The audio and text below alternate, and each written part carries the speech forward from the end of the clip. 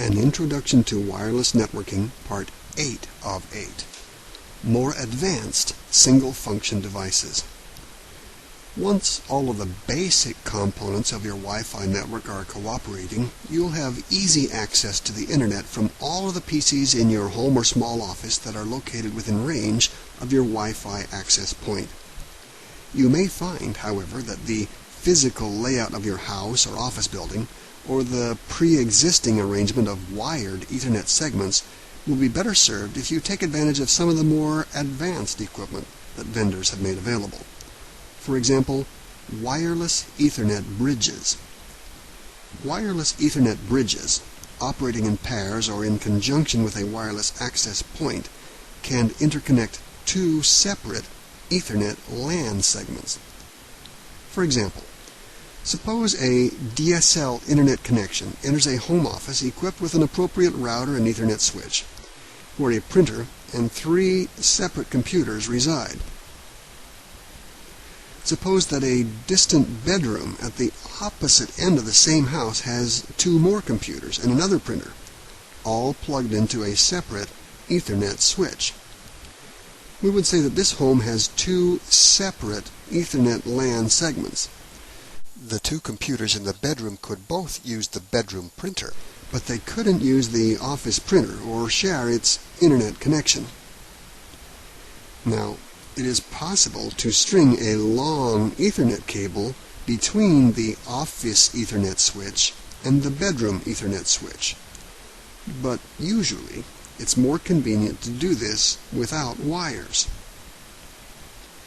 By installing a wireless access point in the office and a wireless Ethernet bridge in the bedroom, both LAN segments are joined. Once the bedroom's wireless Ethernet bridge and the office's access point are configured to communicate with one another, all five of the computers and both printers can be given IP addresses from the same subnet and shared, along with the Internet connection. Because modern console gaming hardware like Xbox and PlayStation generally contain wired Ethernet connectors without any provision for Wi-Fi, it is commonplace to use them with a wireless Ethernet bridge. This functionality is sometimes marketed as a wireless game adapter.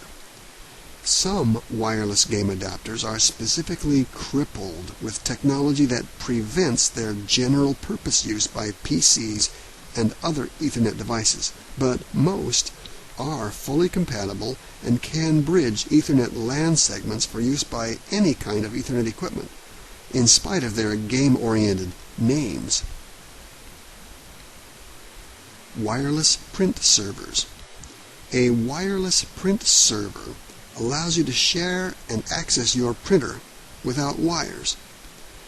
The most basic wireless print server would have a single USB or parallel printer port for connection with a single nearby printer and a radio transceiver with antenna for connection to a Wi-Fi LAN through a nearby wireless access point.